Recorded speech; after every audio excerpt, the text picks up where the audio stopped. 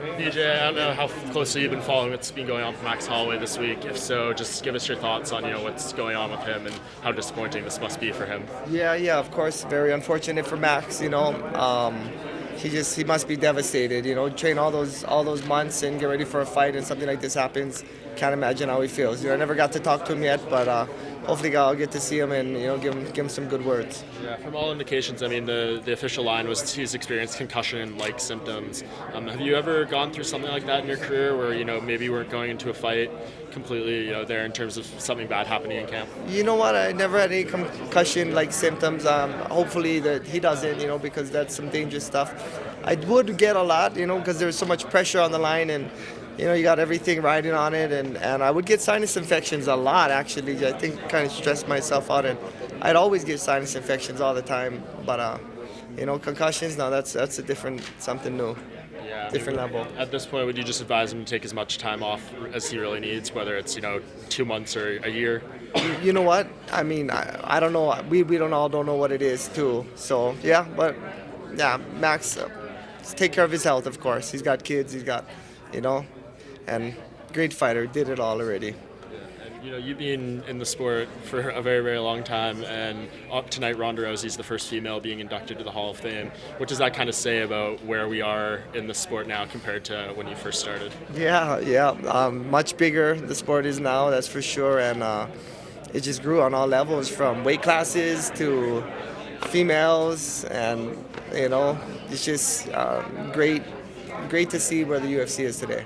The surge today of Hawaiian MMA with Alima Lay and Max and all these different fighters coming up, they all speak of you with such reverence. What is it like for you to sort of watch all of these young kids coming up now and sort of dominating the game for Hawaiian MMA? Oh, it's just amazing, and I'm just so honored to be in that position. Just so lucky I got to fight at the time I did, and just so honored to just be, like you said, looked upon highly to those people. And it's just Hawaii itself, though. We're real competitive in sports and all kinds of stuff, and it's amazing to see everybody out there, because it's almost kind of like, because you got like Brazil and Europe and like U.S. and Canada and different things. It's almost like Hawaii's kind of holding its own up there, so that's just amazing to see. It's just up there, it's doing its thing, and it's constantly producing champions, and I think it will constantly.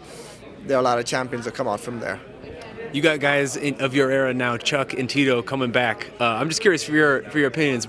Were you surprised when you heard that they were officially coming back to fight each other again? Nah, you know what? I was hearing about it for a while, so by the time I heard it was happening, it was a done deal. I kind of, I'm happy for them, actually. People come out in order to fight. That means people wanted to watch it, and they'll make some money, so good for both of them. And I don't know who's going to win, so don't ask. Do you think for guys like that, though, the older generation, if they are going to come back, it makes sense to fight someone that's on that similar timeline instead of, maybe you coming back and fighting a younger guy like a Yair Rodriguez or something like that? Well, I think definitely, get a few fights and get a winning streak going. And then when you get a winning streak going, and then I think you can kind of go do whatever you want after that. But it's important to get a winning streak going and get momentum going in this sport. DJ, any negative criticisms of it? When people say like these guys, they had their day. We don't want to see them when they're this old fighting. What is your reaction to that? You know what?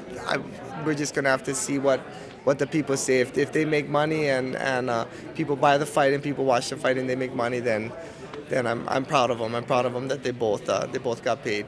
Is this something you'll go to? Oh no, I don't. I don't have any plans of coming back. And of course, if I came back, it'd be in the UFC. No, is it something will you go to their fight?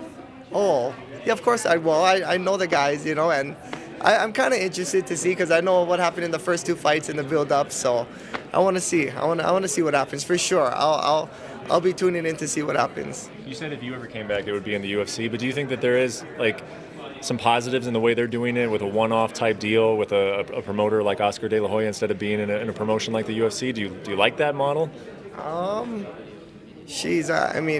I really don't know too much about that model, to tell you the truth, because I've been with the UFC for so long, since 2001 with these guys, and I've never been with a boxing promoter or anything like that. So I really don't know how it would all work out.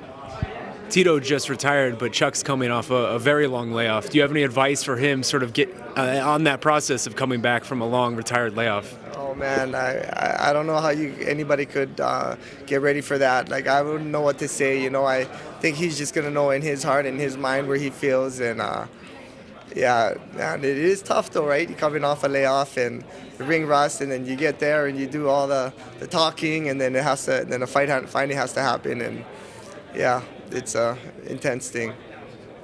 Cool. Thank you, BJ. Appreciate it.